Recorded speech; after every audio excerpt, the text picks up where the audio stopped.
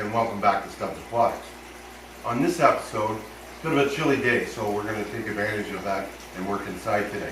Today, we're going to escape this tank. I'm going to put some live plants in here, and in doing so, I'm going to use the Hygger stainless steel plant tool kit. Now, it comes with two great tweezers, one bent, one straight. Really great for moving plants or digging plants out. Comes in with some bent scissors and a gravel rake. So when you want to rake it up to your roots to make sure everything's covered. And you're going to see in here that I've just got ordinary soil. I didn't go for the aquatic soil. That's going to be about 4 times the regular price. I did buy bag soil. It's been cleaned. And then I'll put some fine gravel over top. We're also going to need a really good light, but we'll get to that after the plants are in. Now, a lot of the plants I ordered come in bags. I ordered them from a Canadian company that produces aquatic plants, mainly for ponds. But I use a lot of pond plants in aquariums, and a lot of them are interchangeable, like Bacopa and Ludwigia. Both are great oxygenators. They spread well, so once you get a good crop going, you can move them from tank to tank. I also ordered a lot of Valsneria. Now the Val, instead of spending $7, $8 a piece, I'm getting them a dozen for about $12. A lot better price.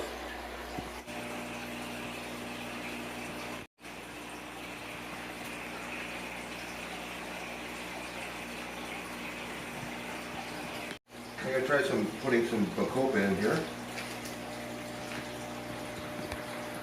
Never really had much success with Bacopa, but I'm hoping this will be the time it changes.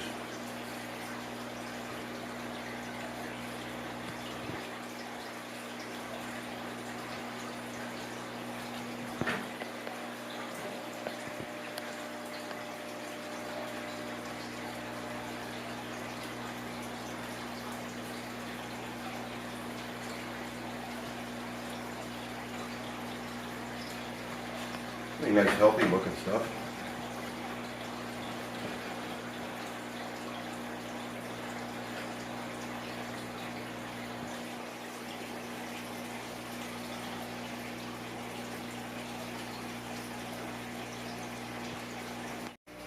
Now I've got a little baby Java fern, and it's just got some rhizomes going, and its roots, which don't actually go into the dirt or anything, they just hold the plant on. They're not really developed yet. So I'm just gonna kind of get this guy put on with a zip tie. I don't want to do it too tight, but I want to hold it down so it doesn't float off on me. What I'm going to do is, I'll give this a cut here. And this will take off. And I'm going to try to put it in an area that's going to get some shade. Now there's no shade at first, so I'll put some plants that will shade around it. Now like I said, I just use zip ties. Most people will glue them. I don't like it because it could actually damage the rhizomes. And when it's all done and said, you just clip the zip tie off and it doesn't have to be seen anymore. What I'm going to do to give it some shade is I'm going to put a yellow snowflake. It'll actually flower inside your tank, and it'll give you a lily-like leaves. I've got a bit of a root system going here. So we'll get this guy in first. Wigia here. And this is just the perfect tool for it here, because it can really push down through the gravel. You now see I've added some gravel over the dirt. And what a perfect tool for it.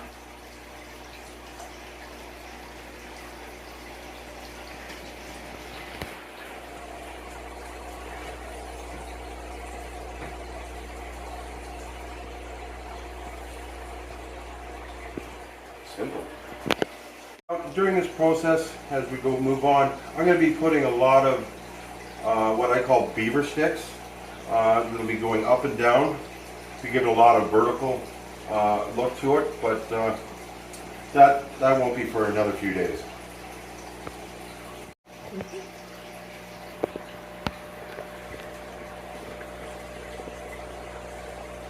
I'll just fill it up using the Hygger water changer. I'll try not to stir it up too much. Now, being first run, it is going to get a bit dirty at first, but I'm okay with that because we'll filter everything out.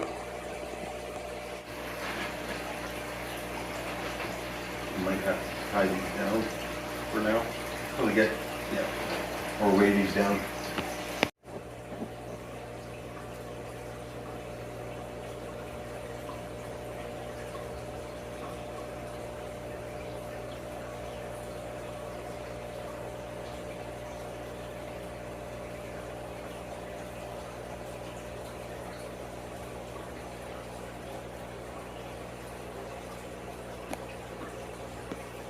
So now that we're basically completed, why I planted the Valsneria here is because my filter is here, and as the Valsneria grows taller, it should move back and forth and wave with the current, which will look totally natural.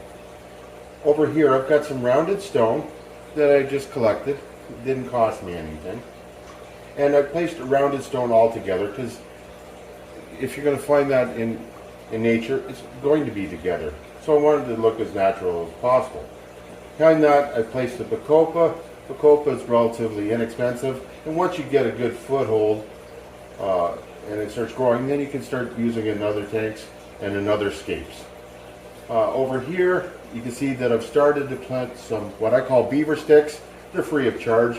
You might have to weight them down by drilling a hole through a rock and then putting a stainless steel screw up through in there to hold it in place. Luckily, they stayed in place pretty good for me so far, but just in case, get yourself a porcelain drill bit. They're inexpensive and you can drill through basically any stone. Next, we have some Cryptocara.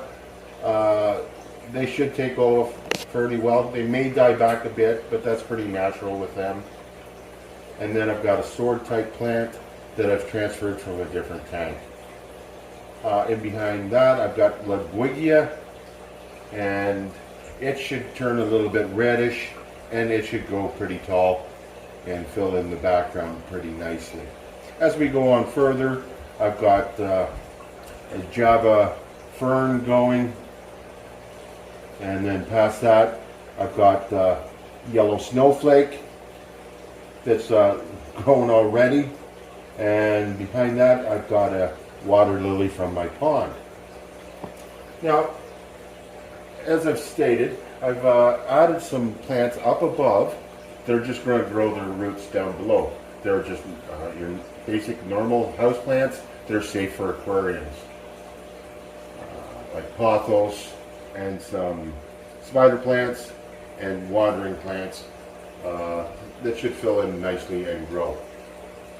As for a light, what I've decided to do is use the Hygger planted 24/7 aquarium tank LED light. Why I chose that light is that it's made for planted tanks. You've got a setting that you can go from 6, 10, or 12 hours with brightness settings, but anywhere from 10, 25, 50, 75 to 100% with full spectrum light, or you could go with the 24/7 mode, which you just set it, forget it, and it clicks on at 6 in the morning, it shuts off at 10:30 at night. For now, I'm going to leave it at 12-hour setting at 100% full spectrum, just to get these plants going, and hopefully in another week or two, I'll do an update. Joining me on this episode of Stubbs Aquatics, where we scaped this 55-gallon tank. It was a used tank that was redone and fixed up. I had to re-silicone it so that we kept the cost down. And we used the Hygger toolkit. It's a great little gift, especially around Christmas or birthdays. Already comes pre-packaged. Anyways, I also used the 24/7 Planted Aquarium Light by Hygger. It's a perfect light for doing scapes like this, where the profile is minimal, can't barely see it. It fits right in. I used a 48-inch model. It's perfect for this size of tank. Anyways, I want to thank everyone for watching. Please remember to hit that like button, think about subscribing, and hit that notification so you don't miss any future videos. Take care, everyone. See you in the next video.